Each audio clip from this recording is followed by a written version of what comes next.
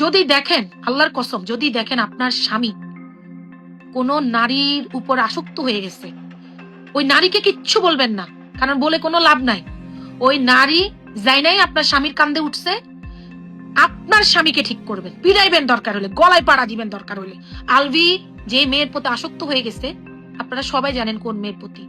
আমি ধিক্কার জানাই তোর প্রতি। তুই কেমনে পারলি একটা সংসারে ঢুকতে? কিভাবে পারলি? আল্লাহ তোর হেদায়েত করুক। কেমনে পারলি?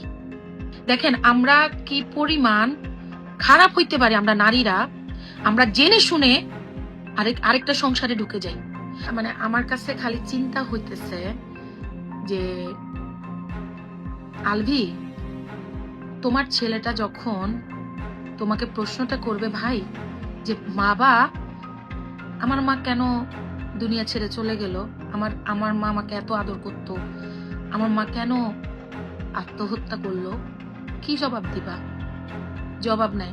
আজকে এটা নিয়ে 1 সপ্তাহ 15 দিন 20 দিন পরে আমরা সবাই ভুলে যাব যে এই ঘটনাটা।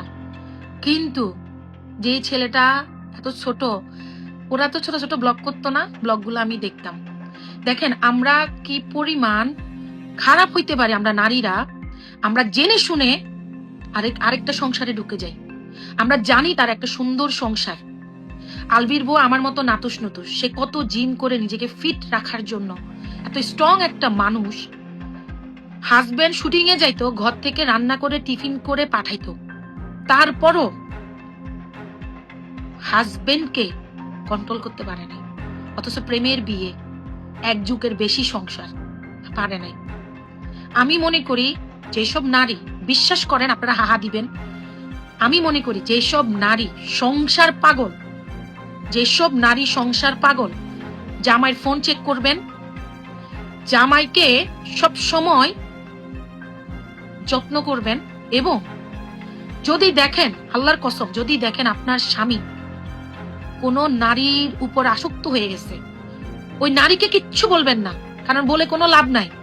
ওই নারী যাই নাই আপনার স্বামীর কান্দে উঠছে, আপনার স্বামীকে ঠিক করবেন, পিড়াইবেন দরকার হলে, গলায় পাড়া দিবেন দরকার হলে। কিন্তু ওই নারীকে করে তো লাভ নাই। ওই নারী তো যাই না হুই নাই আমনের জামাইয়ের কান্দে উঠছে। যতটুকু পারবেন, কিন্তু কখনো দুনিয়া ছেড়ে যাওয়ার এই বিষয়টা মাথায় আনবেন না। তো লাভ কি হইল? আপনি দুনিয়া ছেড়ে চলে যাবেন, আপনার স্বামী তো ঠিকই ডুগডুগি বাজাবে।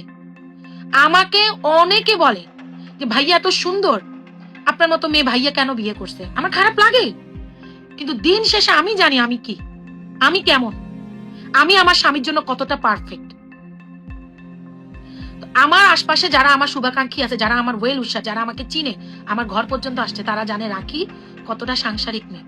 আল্লাহর কসম, ছেলে হোক মেয়ে হোক, দুজনকেই বলতেছে, আপনি যদি দেখেন আপনার স্ত্রী অন্য ছেলের প্রতি আসক্ত হয়ে গেছে, আপনার স্ত্রী বসের প্রতি আসক্ত হয়ে গেছে, এবং স্ত্রীদেরকে বলতেছে, আপনি যদি দেখেন আপনার স্বামী অন্য মেয়ের উপর আসক্ত হয়ে গেছে, আপনার স্বামী অফিসের কলিগের প্রতি আসক্ত হয়ে গেছে, আপনার স্বামীকে ফিরান, যে কোনো ওয়েতে হোক। কারণ আপনি ওই মেয়েকে বলবেন, কোনো লাভ হবে না। আলভি যে মেয়ের প্রতি আসক্ত হয়ে গেছে, আপনারা সবাই জানেন কোন মেয়ের প্রতি।